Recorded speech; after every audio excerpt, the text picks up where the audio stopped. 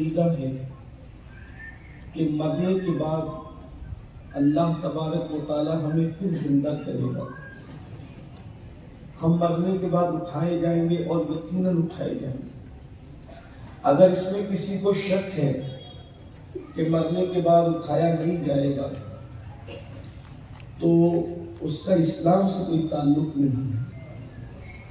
مسلمان ہونے کے لیے اس پر ایمان لانا فرض ہے.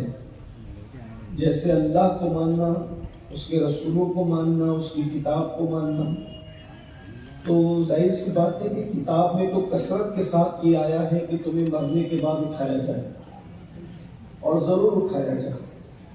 جس نے پہلی مرتبہ ایک ننھے سے قطرے سے انسان کو پیدا کیا اور ماں کے شکم کے اندر شکل بنائی، تو جس کو پہلی مرتبہ پیدا کرنے میں کوئی محنت نہیں لگی، کوئی تردد نہیں ہوا، کوئی مشکل نہیں، اس نے کن فرما کر کے پیدا فرما دیا. تو جو پہلی بار پیدا کرنے پہ قدرت رکھتا ہے وہ دوسری مرتبہ بھی پیدا کر سکتا ہے. اور جب وہ دوسری مرتبہ انسان کو زندگی عطا کرے گا، پیدا فرمائے گا، زندہ کرے گا، اٹھائے گا، ارشاد فرماتا ہے وَمِنْهَا نُخْرِجُكُمْ تَارَةً أُخْرَىٰ، اسی مٹی سے تمہیں اٹھایا جائے گا. تو اس وقت جو اٹھایا جائے گا، پہلی مرتبہ زندگی دی عمل کے لیے، دنیا میں پہلی مرتبہ زندگی دی عمل کے لیے. الذی خلق الموت والحیات لیبلوکم ایکم احسن عملا، کہ ہم نے موت اور زندگی کو اس لیے پیدا کیا تاکہ ہم تمہیں آزمائے، تمہارا امتحان لیں کہ کون تھوڑی سی زندگی کو پا کر اچھا عمل کرتا ہے. تو یہ دنیا کی زندگی جو پہلی مرتبہ زندگی ہے یہ عمل کے لیے ہے. جو چاہو کرو، معاشرے کا جو چاہو کرو. اور جب دوسری مرتبہ زندگی دی جائے گی وہ آخرت کی زندگی ہے. تو دنیا میں جو کچھ کیا تھا اس کے حساب کے لیے ہے، یہاں پر کرنے کے لیے ہے، اور یہاں جو کچھ کیا ہے اس کے حساب کے لیے اس وقت تو زندگی دی جائے گی، اس وقت تو اٹھایا جائے گا. انسان اپنی قبروں سے اٹھیں گے، لوگوں کو اللہ تبارک و تعالیٰ پھر پیدا فرمائے گا. لیکن جس وقت اللہ تبارک و تعالیٰ حساب لے گا، وہ حساب کا منظر بھی بڑا عجیب ہے اور بڑا عظیم ہے. اور وہ حساب کا منظر یہ ہے، جس میدان کے اندر، جس گراؤنڈ کے اندر اللہ تعالیٰ جمع فرمائے گا حساب کے لیے، اس میدان کی کیفیت یہ ہوگی، نمبر ایک وہ اتنا بڑا ہوگا اس کا کوئی کنارہ نہیں. نمبر دو، وہ جو زمین اس کی ہوگی وہ فولادی زمین ہوگی، یعنی یہ مٹی والی زمین جس کا انسان تصور کرتا ہے یہ مٹی والی زمین نہیں ہوگی، بلکہ زمین فولادی ہوگی، فولاد کی زمین ہوگی. اگر سمجھانے کے لیے آسان زبان میں کہا جائے تو زمین تانبے کی ہوگی، اور وہ تانبے جیسی زمین اس کو سورج مکمل اپنی کشش سے جو ہے وہ تپا رہا ہوگا، اور انسان اور سورج کے درمیان صرف ایک ہاتھ کا فاصلہ ہوگا. جس وقت انسان کو اللہ حساب کے لیے کھڑا کرے گا، ذرا تصور کریں، ذرا غور فرمائیں، اور سننے سے زیادہ اس پر غور کرنے کی کوشش کریں، محسوس کرنے کی کوشش کریں. تصور میں لائیں، مئی کا مہینہ ابھی رخصت ہوا، اللہ اکبر، مئی کا مہینہ بلکہ ابھی رخصت بھی نہیں ہوا، مئی کے مہینے میں زندگی گزار رہے ہیں. اللہ اکبر، اپریل کا مہینہ رخصت ہوا اور مئی کے مہینے میں ہم زندگی گزار رہے ہیں. ذرا غور تو فرمائیں کہ انسان دوپہر کی چلچلاتی دھوپ میں گھر سے باہر نکلنے کی ہمت نہیں کرتا. انسان چلچلاتی دھوپ میں گھر کے باہر قدم رکھنے کی کوشش نہیں کرتا. یہ دھوپ ہے، یہ زمین ہے، یہ اپنا علاقہ ہے، اپنا شہر ہے.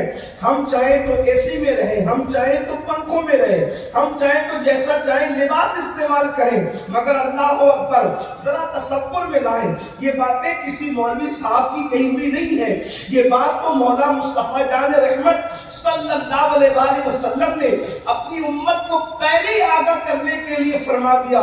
ذرا تصور میں لائیں. اللہ اکبر، اس وقت वक्त सूरज चौथे आसमान पर है और पुष्ट की तरफ से चमक रहा है, और उस वक्त जो सूरज होगा, सूरज अल्लाह अकबर चौथे आसमान पर नहीं होगा, बल्कि इंसान के सर और सूरज के दरमियान एक हाथ का फासला होगा, और फिर वो पीठ की तरफ से नहीं चमकेगा बल्कि अपने चेहरे की तरफ से चमकेगा। अल्लाह के सच्चे रसूल सादिक व मज़दूक सल्लल्लाहु अलैहि वसल्लम उस यौम हिसाब की कैफियत को बयान करते हुए इरशाद फरमाते हैं, अल्लाह अकबर, इंसान जो है उस सूरज की तपिश की वजह से कैफियत ये होगी कि लोगों के सर में भेजे इस तरीके से खोलते होंगे जिस तरीके से चूल्हे पे रखी हुई हांडियों के अंदर पानी खोलता है, उस तरह खोपड़ियों के अंदर भेजे खोल रहे होंगे। यौम हिसाब का तसव्वुर तो किया जाए, अभी यहाँ नेक और बद की कोई तमीज नहीं है, अभी यहाँ नेक और बद का कोई तस्करा नहीं है, यानी गुनहगार और नेकोकार, परहेजगार, फासिक और फाजिर, अभी इसका कोई तस्करा नहीं है, अभी नमाजी और बेनमाजी का कोई जिक्र नहीं है। अल्लाह अकबर, ये इंसान की कैफियत है जिस मैदान के अंदर इंसान अल्लाह को हिसाब देने के लिए खड़े होंगे, उसकी कैफियत ये है, सूरज चमक रहा है, अपने चेहरे की तरफ से इंसान के वजूद के अंदर, खोपड़ियों के अंदर भेजे खोल रहे हैं, और नाक के जरिए से वो भेजा बह करके बाहर निकल रहा है, आंखें पिघल रही है, आंखें पिघल पिघल करके बह रही है। अल्लाह अकबर। और फिर मेरे आका सादिक व मज़दूक सच्चे नबी सल्लल्लाहु अलैहि वसल्लम इरशाद फरमाते हैं कि इंसान पसीने के अंदर है, कोई घुटनों तक पसीने में गर्क है, कोई कमर तक पसीने में गर्क है, कोई कंधों तक पसीने में गर्क है, कोई पसीने में डुबकियां ले रहा है, और फिर अल्लाह की कुदरत, अल्लाह की शान, यानी पसीने का दरिया नहीं होगा, बल्कि जो जितने पसीने में गर्क होगा उसका पसीना उसी तक महदूद रहेगा, और वो जहां जहां जाएगा उसका पसीना उसके साथ साथ जाएगा, यानी एक का पसीना दूसरे को तकलीफ नहीं पहुंचाएगा, दूसरे का पसीना इसके पसीने से नहीं गिर रहा होगा, बल्कि पसीना जिसका होगा वो उसी के अंदर डुबकियां ले रहा होगा। अल्लाह अकबर। और वो पसीना भी खोल रहा होगा। प्यास की शिद्दत ये होगी कि जबान सीने पे लटक रही होगी, जैसे गर्मी में कुत्ते की जबान उसकी लटकती रहती है, वैसे प्यास की वजह से इंसान की जबान इंसान के सीने पे लटक रही होगी। उस वक्त इंसान इतनी तकलीफ में होगा, इतनी मुश्किल में होगा, इतनी परेशानी में होगा कि लोग तमन्ना कर रहे होंगे जल्दी से हिसाब किताब की ये तकलीफ खत्म हो जाए। हत्ता कि यहाँ तक रिवायतों में आया है, लोग उस तकलीफ से तंग आकर के यहाँ तक तमन्ना करेंगे कि अगर हमें जहन्नम में डालना हो तो जहन्नम ही में डाल दिया जाए, लेकिन कम से कम हिसाब की तकलीफ से छुटकारा दे दिया जाए, मैदान महशर की तकलीफ से छुटकारा दे दिया जाए। ऐ मेरी कौम के जवानों, ऐ मुसलमानों, मेरे आका सल्लल्लाहु अलैहि वसल्लम के दीवानों, ये कैफियत से सबको गुजरना है। कुरान कहता है मालिकी यौमिद्दीन, वो रोजे जज़ा का मालिक है। अयहसबुल इंसानु अन युत्रका सुदा, क्या इंसान ये तसव्वुर करता है कि उससे हिसाब नहीं लिया जाएगा? अल्लाहु अकबर। इस कैफियत के अंदर अब थोड़ा तसव्वुर में लाओ, जो बहुत सारे सवालात होने हैं, जो बहुत सारा पूछा जाना है, उनमें से एक सवाल ये भी है। अब वो कैफियत है, मैं समझता हूँ अल्लाह अकबर, इंसान अगर तकरीर कर रहा हो और दो चार बच्चे जो है पटाखा फोड़ने में लग जाए तो इंसान के जहन से तकरीर के मज़ामीन निकल जाते हैं। कोई बंदा शायरी कर रहा हो और कहीं पर ढोल पिटने की आवाज आ जाए तो शायरी के मज़ामीन जहन से निकल जाते हैं। इंसान कुछ लिख रहा हो और खुद का बच्चा रोने लग जाए तो इंसान के जहन से मज़ामीन निकल जाते हैं। हाय हाय हाय, वो क्या कैफियत होगी? सूरज सर पर है, भेजा खोल रहा है, नाक के जरिए बह रहा है, इंसान पसीने में डुबकियां लगा रहा है, आंखें बह रही है, बह करके आंखें चेहरे पर आती है, पसीने में डुबकियां हैं। इंसान अल्लाह अकबर ये कैफियत से दो चार है कि पसीना भी